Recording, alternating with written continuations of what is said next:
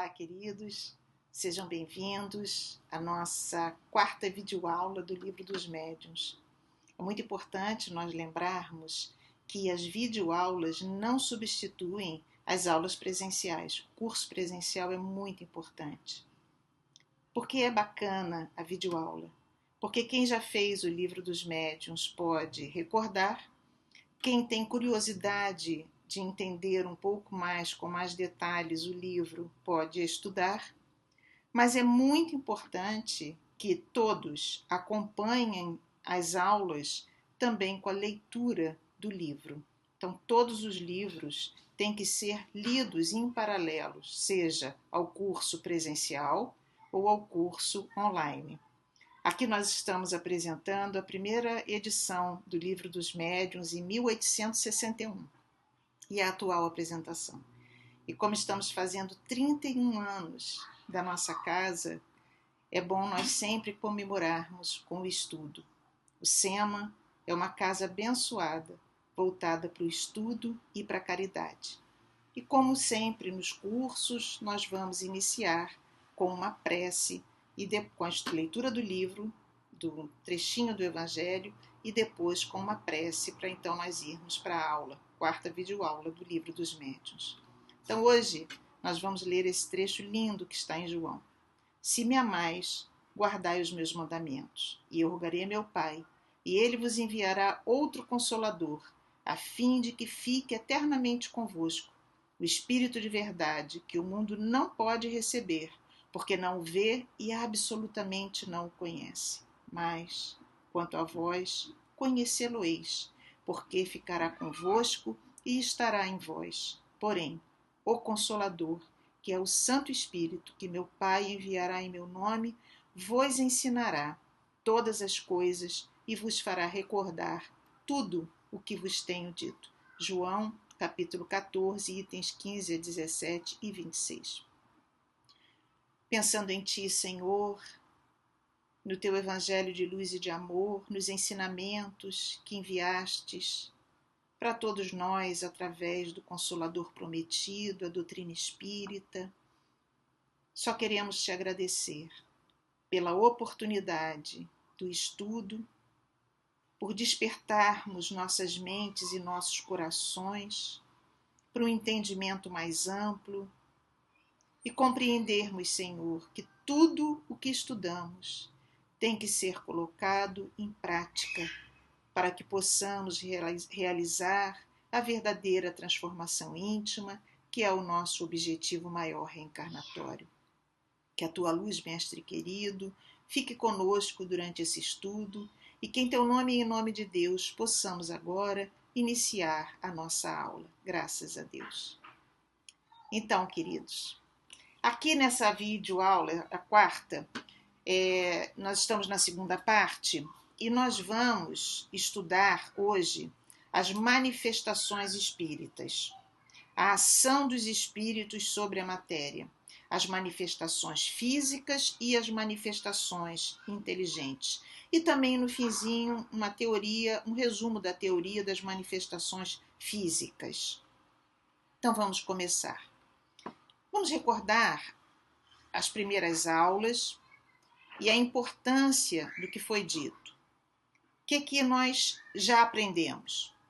Que na base de todo fenômeno mediúnico está o perispírito e que o perispírito atua através do pensamento e da vontade. O que é o perispírito? Nós já vimos. É o corpo espiritual quando o espírito está desencarnado. Ele é o corpo com que o espírito se apresenta. E quando nós estamos encarnados, é ele que faz a ligação entre o espírito, que é a centelha, o princípio inteligente, e o corpo físico que nós vamos nos utilizar para a reencarnação.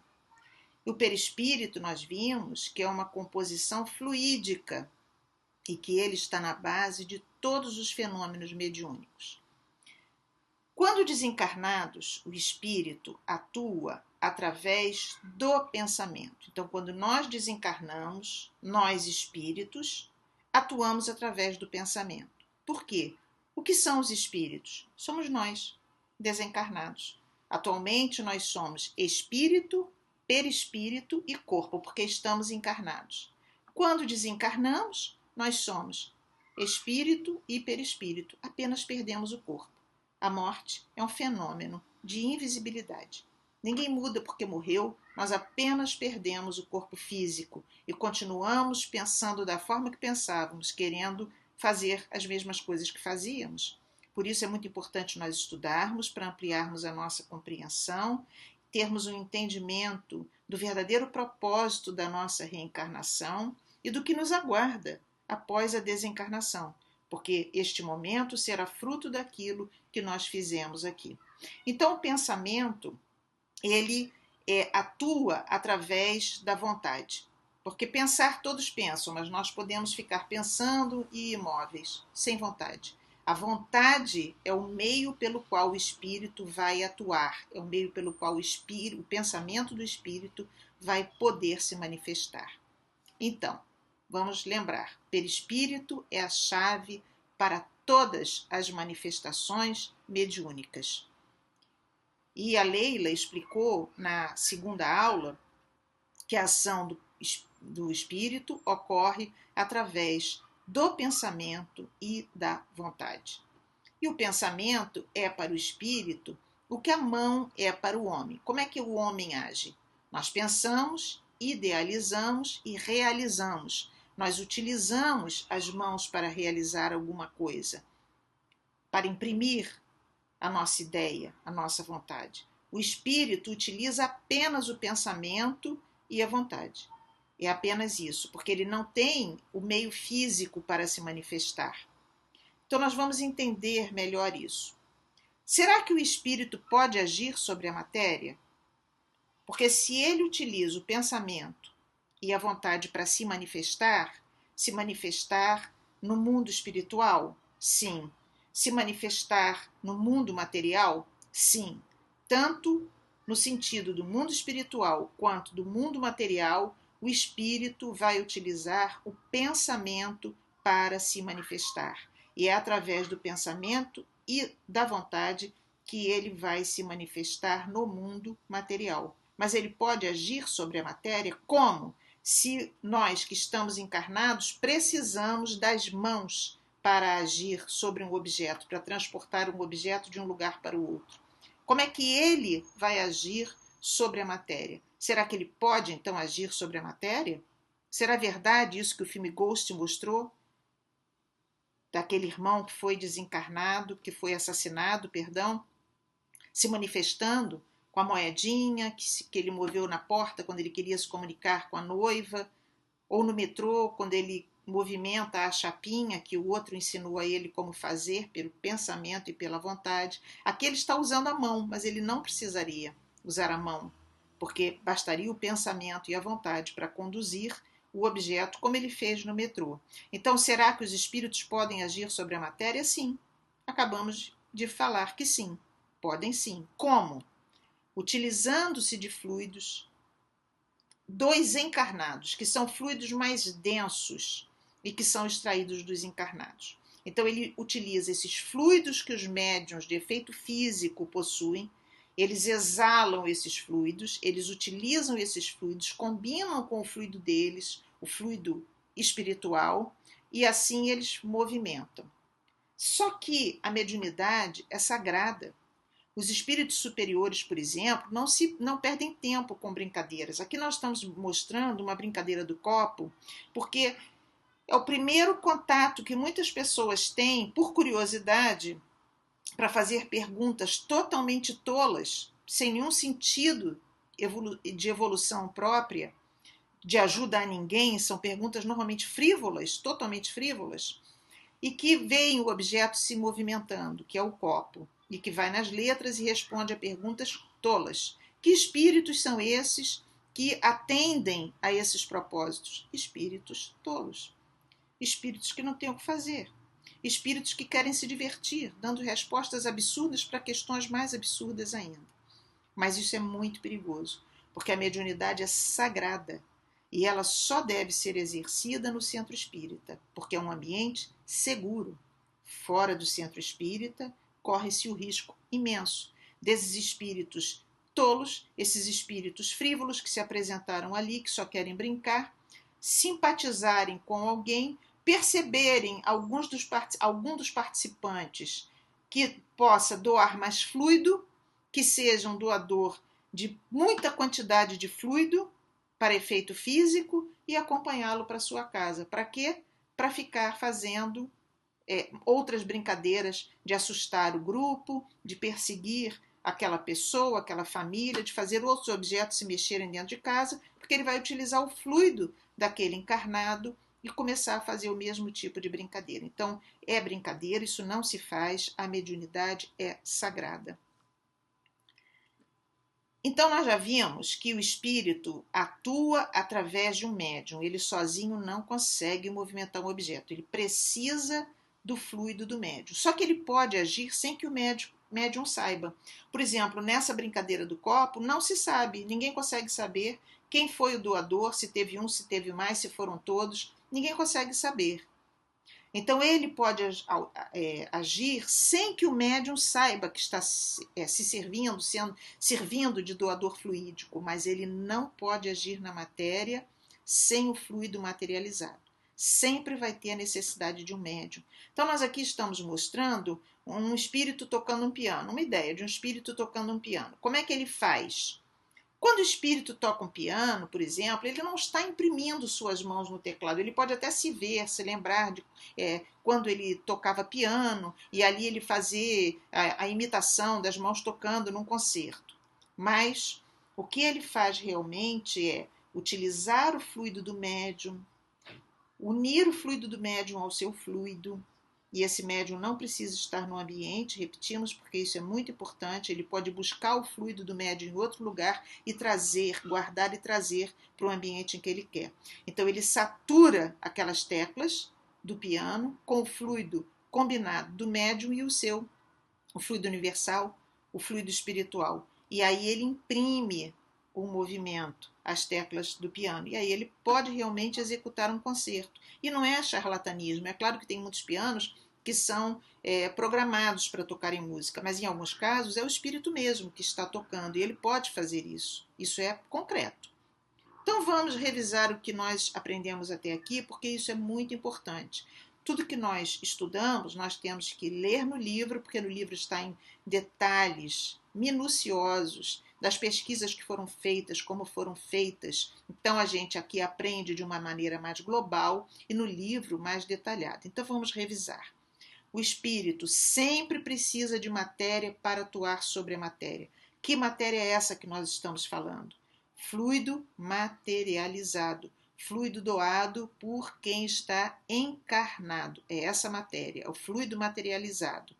Ele age pelo pensamento. Então ele pega esta matéria do fluido do médium, é um fluido materializado, une ao seu fluido, e pelo pensamento ele vai atuar, imprimindo a vontade. Então, o pensamento e a vontade vão moldar o fluido, permitindo que o espírito se manifeste no mundo físico. Então, ele satura, no caso do piano, ele satura aquelas teclas pelo pensamento, pela sua vontade, muitas vezes sem perceber que o está fazendo, porque todos nós, encarnados ou desencarnados, pensamos, porque somos inteligentes e temos vontade. A vontade firme, quando ele quer realmente, ele faz e ele não sabe nem como está fazendo, porque ele extrai sem perceber o fluido materializado. E às vezes não, ele tem consciência, ele vai atrás de um médium que tenha abundância de fluido para retirar esse fluido, moldar e agir.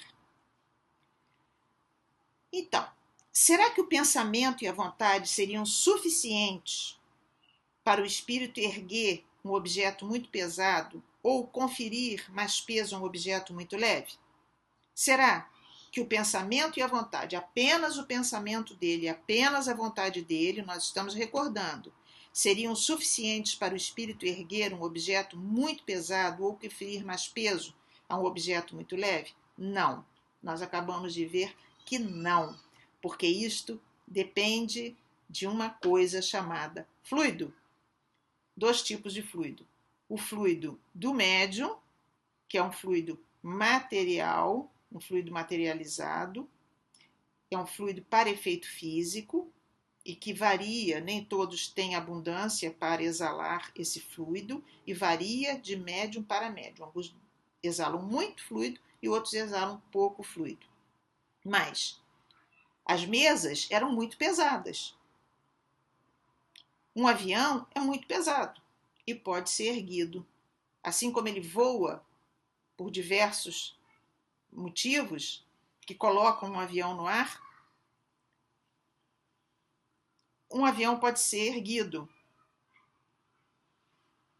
sem estar funcionando exatamente, erguido do solo através de saturação dos fluidos.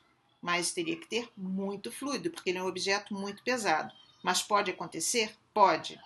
Os espíritos envolvem o objeto e conseguem conferir a ele leveza e levantam. Pode ser por alavanca, pode ser por vários espíritos com vários pensamentos, vontade, elevando aquele objeto, retirando-o do solo. Da mesma maneira, eles podem conferir mais peso a uma pena, por exemplo, fazendo com que aquela pena pareça que foi feita de chumbo.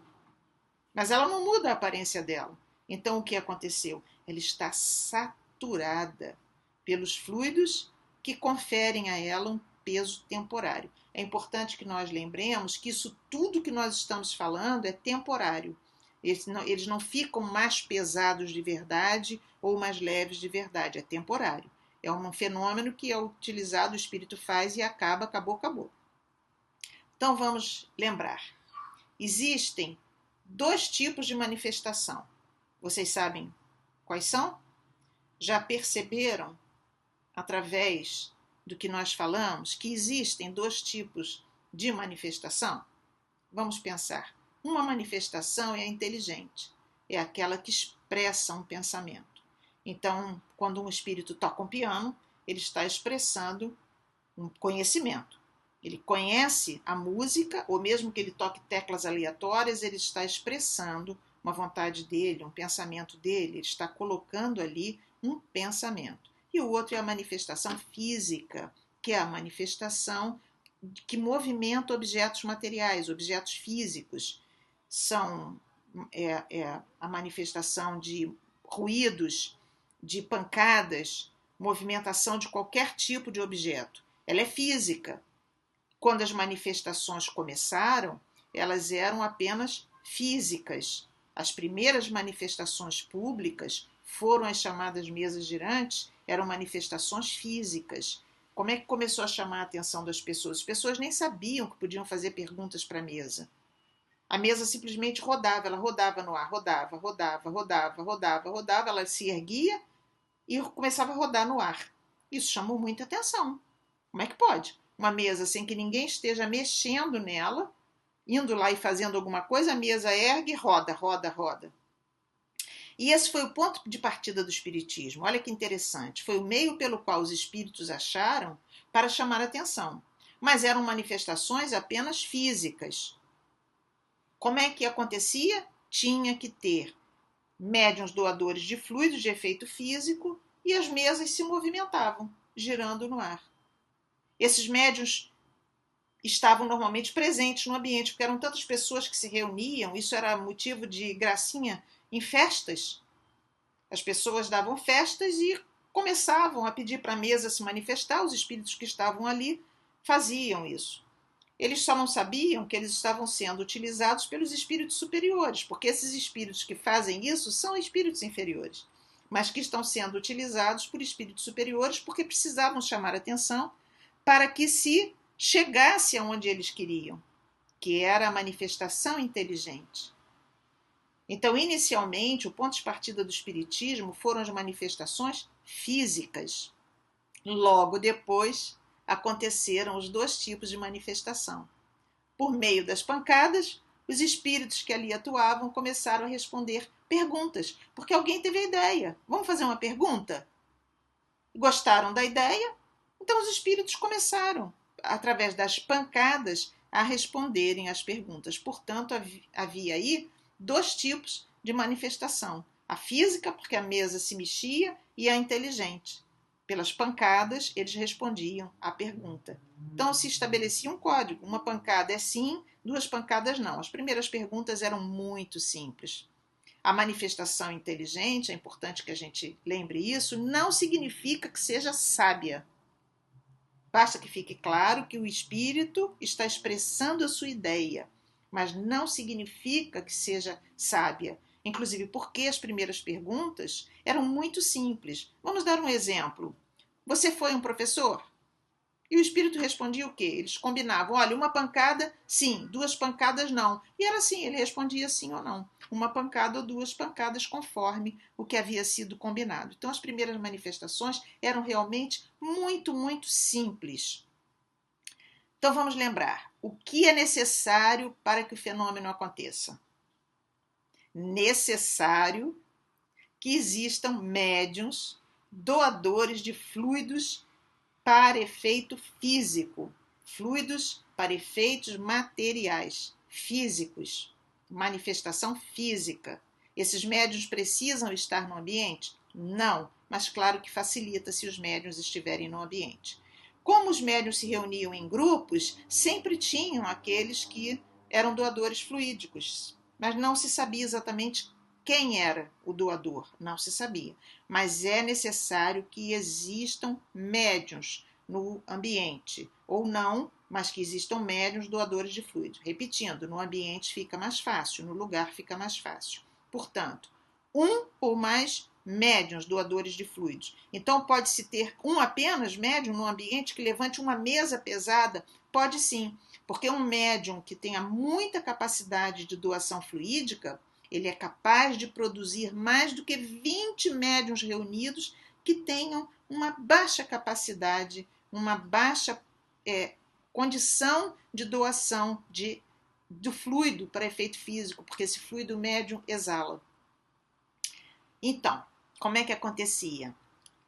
Tiveram vários testes, né? Foram feitos vários testes. Mas os médios se sentavam em torno da mesa e colocavam as mãos simplesmente espalmadas na mesa, sem fazer pressão, sem fazer nenhum tipo de força. E várias coisas ao longo da pesquisa ficaram bem claras. O que era obrigatório? Recolhimento, silêncio e paciência. Tinha que ter muita calma, porque às vezes demorava muitas vezes por quê? Porque às vezes naquele ambiente não tinha médium suficiente doador de fluido para fazer com que a mesa se movimentasse. Então era necessário colher mais fluido de outros médiums em outros ambientes. Isso demora, né? Recolhimento para que os espíritos superiores pudessem atuar com aqueles espíritos inferiores, trazendo aqueles espíritos inferiores não significam maus, significam sem conhecimento, sem esclarecimento, ainda num processo de ignorância.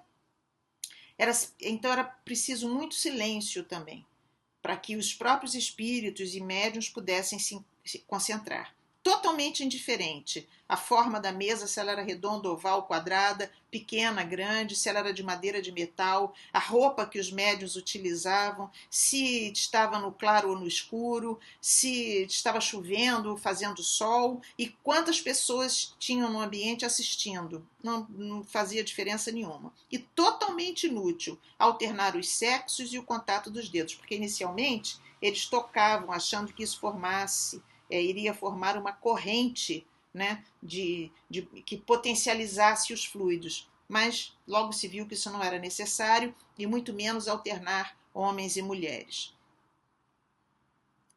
Depois que ficou comprovada a existência dos espíritos atuando de forma inteligente, manifestando a sua vontade, manifestando o seu pensamento, a comunicação foi evoluindo através dos tempos, né, até que se chegou ao uso direto da caneta ou lápis. Mas até lá, nossa, deu muito trabalho. Se utilizou primeiro pequenas mesinhas, porque se ligou o fenômeno ao fato de ser mesa, mas podia ser mesa, cadeira, móvel, qualquer coisa.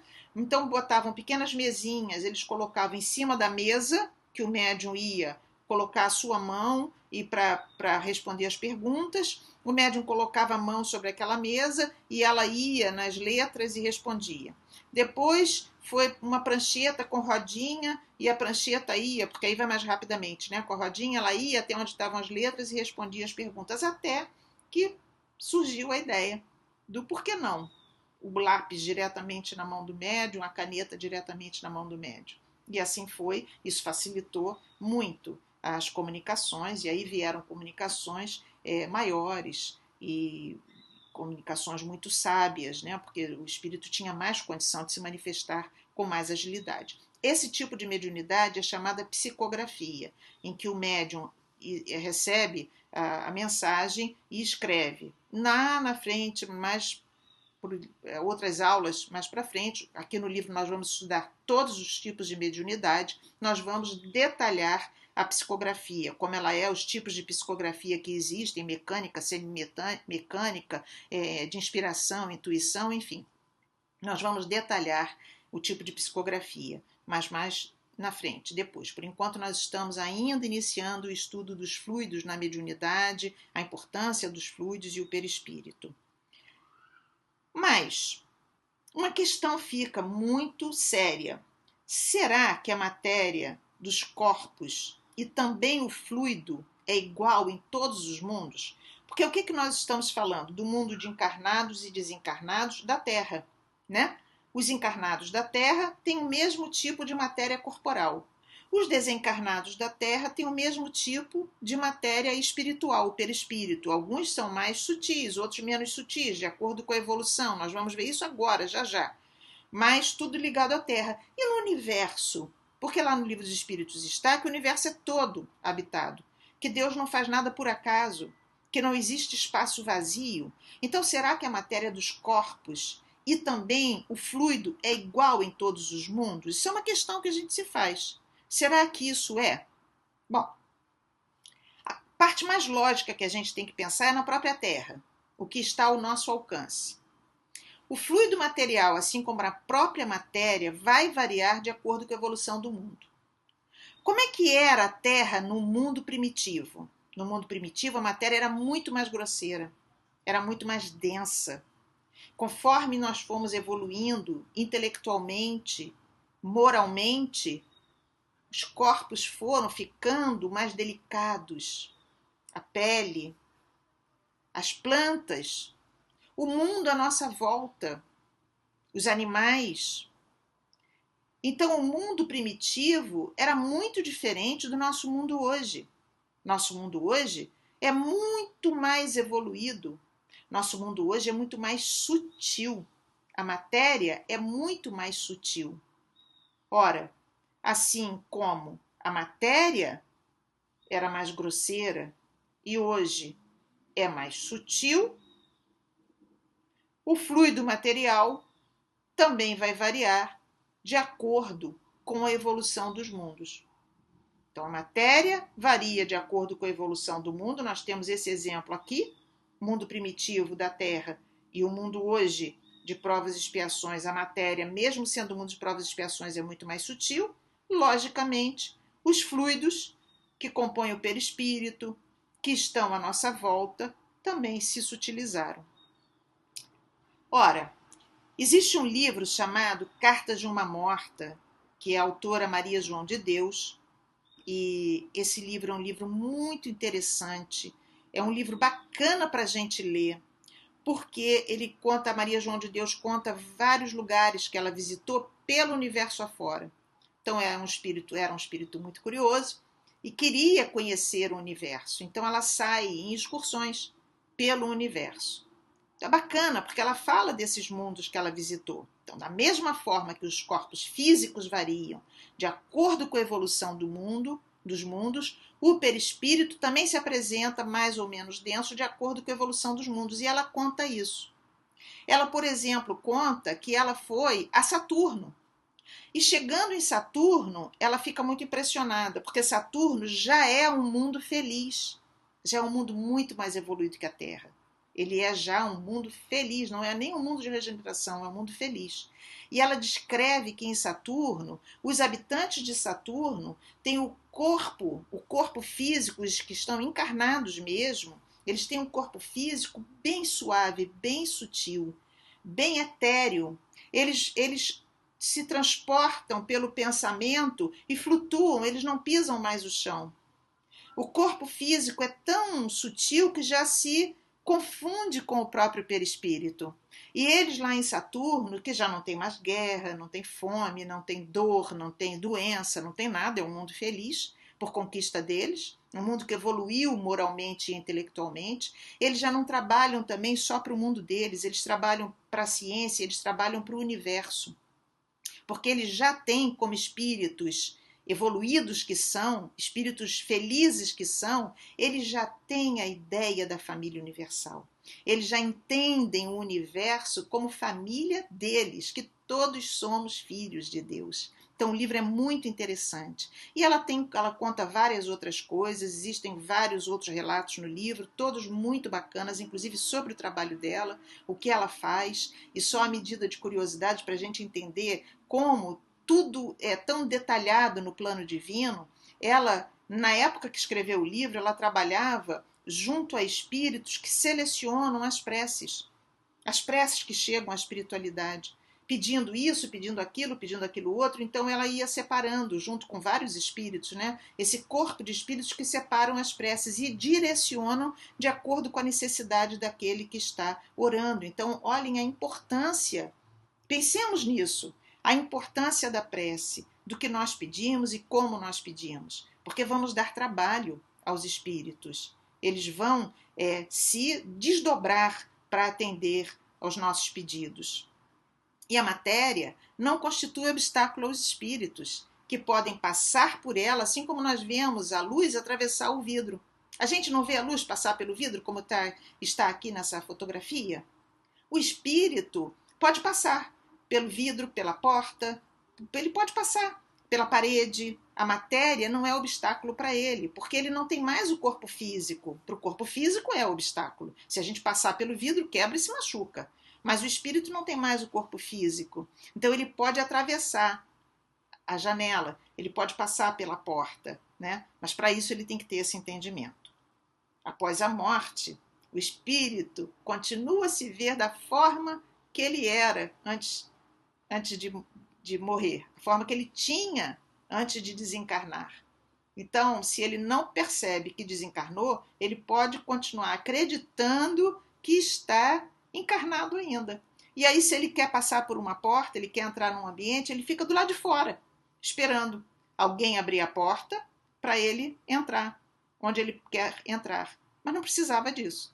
Isso é porque ele ainda não percebe as possibilidades dele, é porque ele ainda não sabe que desencarnou. Então ele fica ali esperando, até que apareça alguém que vai abrir a porta e aí ele entra. Mas fica bem claro que não precisa disso. Ele poderia passar pela porta. E o espírito consciente, ele se sente muito mais leve quando ele desencarna. Não experimenta mais as dores físicas e ele consegue se deslocar pelo pensamento. Então, olha que interessante, como é importante nós estudarmos, como é importante nós termos conhecimento para percebermos o momento em que nós desencarnamos. Agora, tudo isso também vai depender da nossa condição mental. Nós nos sentirmos mais leves, podermos nos deslocar pelo pensamento, que se chama volitar, né?